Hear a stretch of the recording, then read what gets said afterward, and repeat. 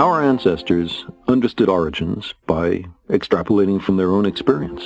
How else could they have done it? So the universe was hatched from a cosmic egg, or conceived in the sexual congress of a mother god and a father god, or was a kind of product of the Creator's workshop, perhaps the latest of many flawed attempts.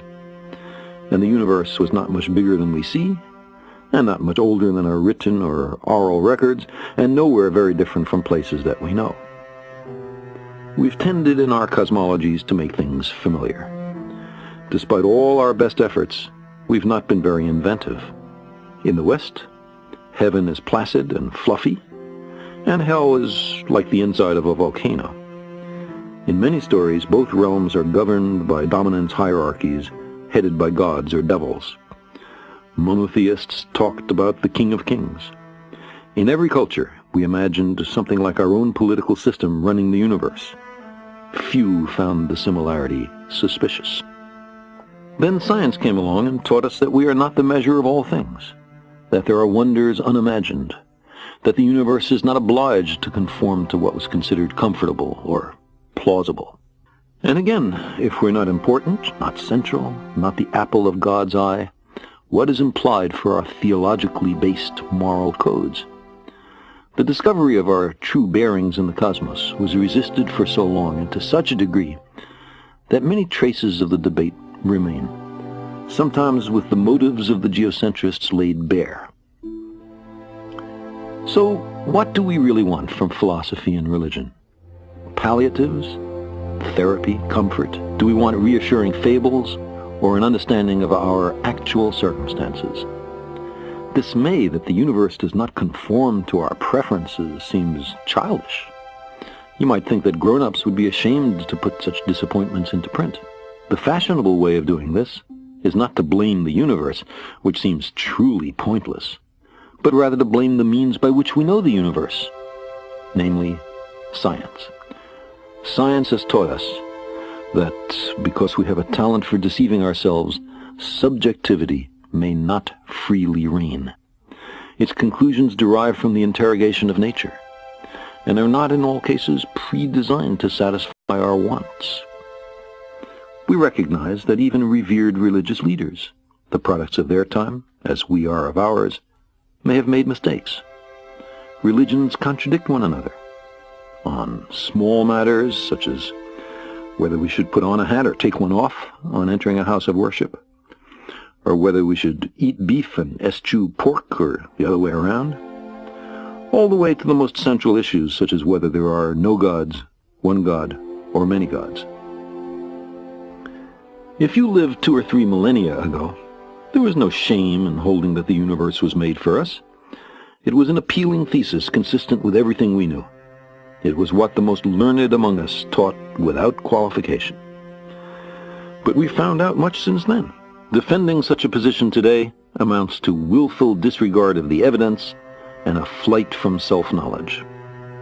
We long to be here for a purpose, even though, despite much self-deception, none is evident. Our time is burdened under the cumulative weight of successive debunkings of our conceits. We're Johnny-come-latelys. We live in the cosmic boondocks. We emerged from microbes and muck. Apes are our cousins. Our thoughts and feelings are not fully under our own control. There may be much smarter and very different beings elsewhere, and on top of all this, we're making a mess of our planet and becoming a danger to ourselves. The trapdoor beneath our feet swings open. We find ourselves in bottomless freefall. We are lost in a great darkness, and there's no one to send out a search party.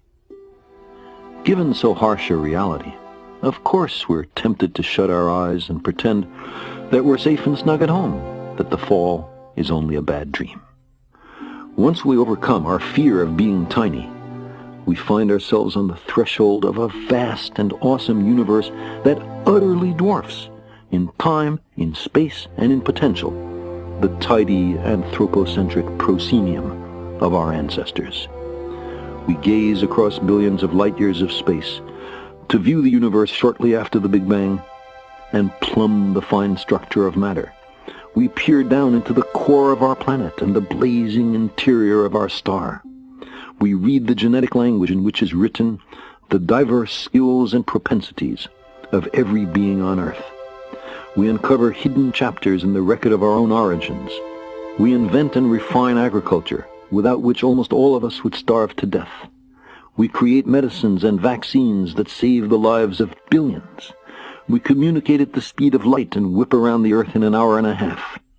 We have sent dozens of ships to more than 70 worlds and 4 spacecraft to the stars.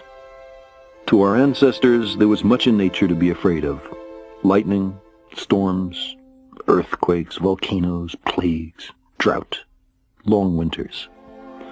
Religions arose in part as attempts to propitiate and control, if not much to understand, the disorderly aspect of nature.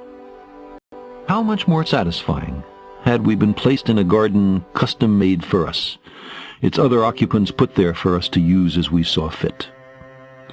There is a celebrated story in the Western tradition like this, except that not quite everything was there for us. There was one particular tree of which we were not to partake, a tree of knowledge. Knowledge and understanding and wisdom were forbidden to us in this story. We were to be kept ignorant. But we couldn't help ourselves.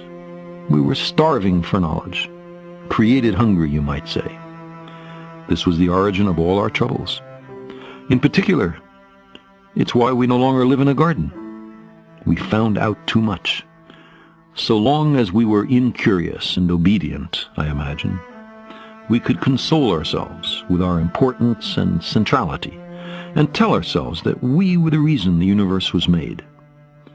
As we began to indulge our curiosity, though, to explore, to learn how the universe really is, we expelled ourselves from Eden.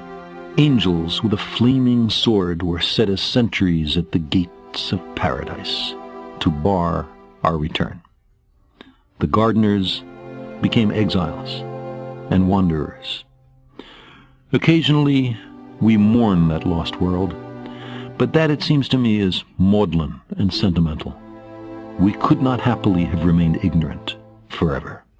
There is in this universe much of what seems to be design, but instead we repeatedly discover that natural processes, collisional selection of worlds, say, or natural selection of gene pools, or even the convection pattern in a pot of boiling water, can extract order out of chaos and deceive us into deducing purpose where there is none. The significance of our lives and our fragile planet is then determined only by our own wisdom and courage.